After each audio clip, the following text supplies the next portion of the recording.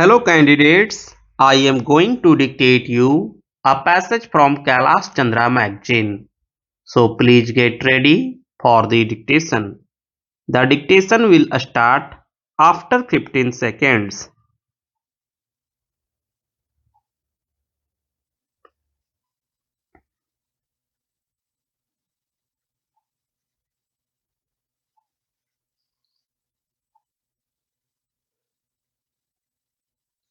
The prices of essential commodities are very high and life for everyone is very hard. We live, therefore, under threats of strikes which, if they come off, are bound to paralyze our development schemes, to say nothing of the inconvenience caused to citizens and the financial loss which the country's exchequer can certainly not support. In view of the steep rise in prices, the Pay Commission is bound to recommend some kind of relief.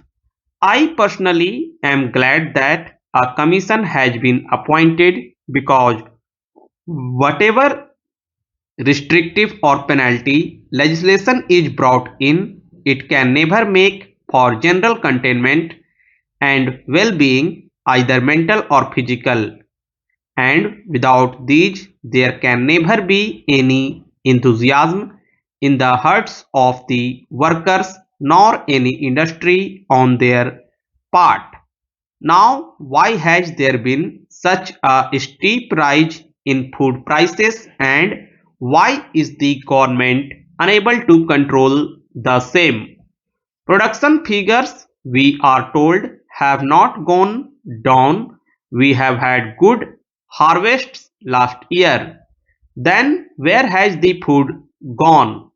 Is inflation responsible to a large extent for this debacle, or are our figures for production wrong, and how much of our food grains have gone underground into the hands of black marketeers?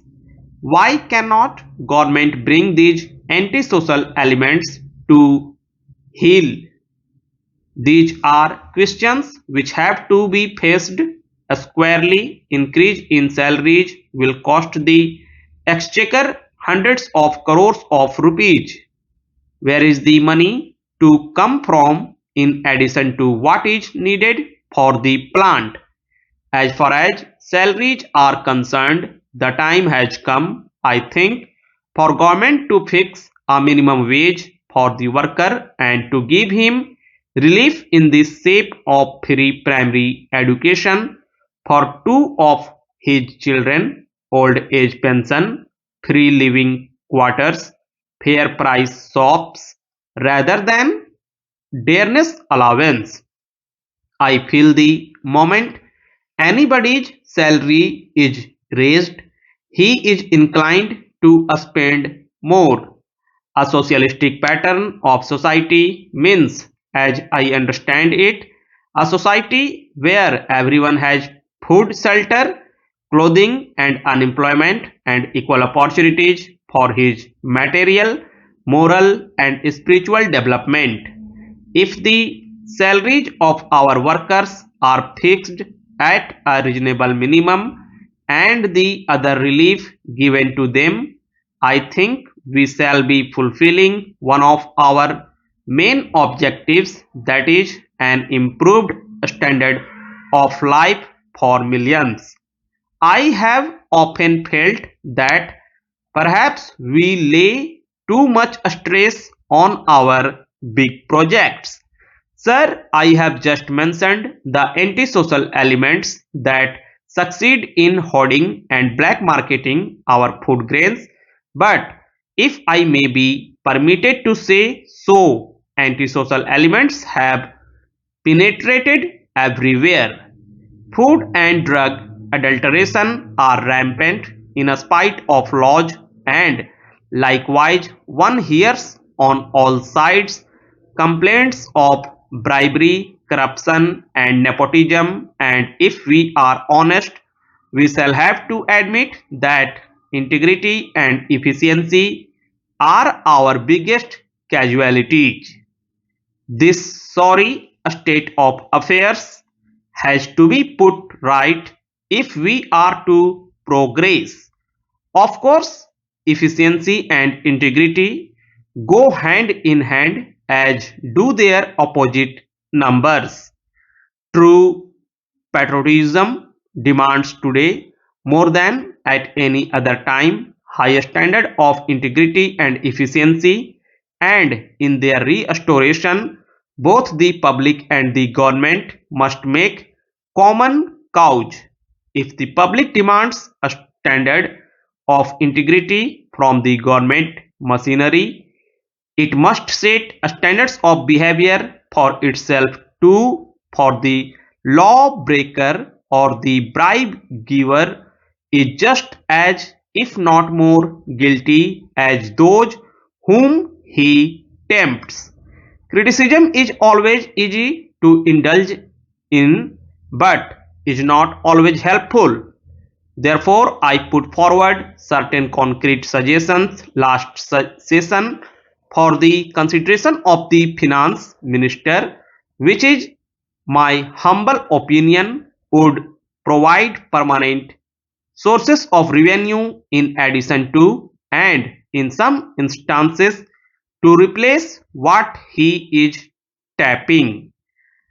The reply which the finance minister was pleased to give to the two suggestions regarding the levying of excise duties on liquor and salt was not convincing, if he will pardon my saying so.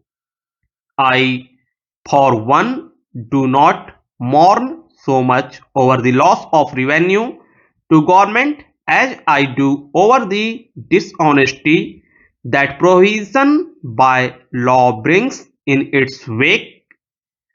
At the same time, why should the money that the government needs so badly go into the pockets of unworthy elements?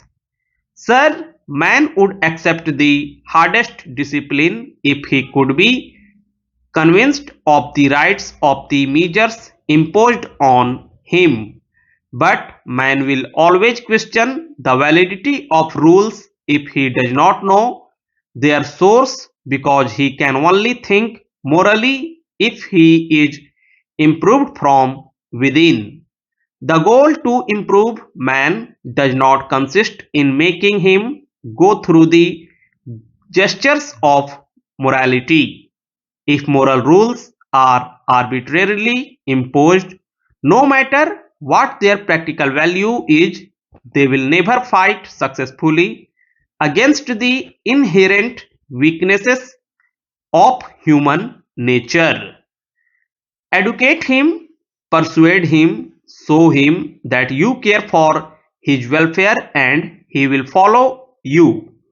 Bring the heavy hand of the law of the country down on him, and he is bound to try to evade it.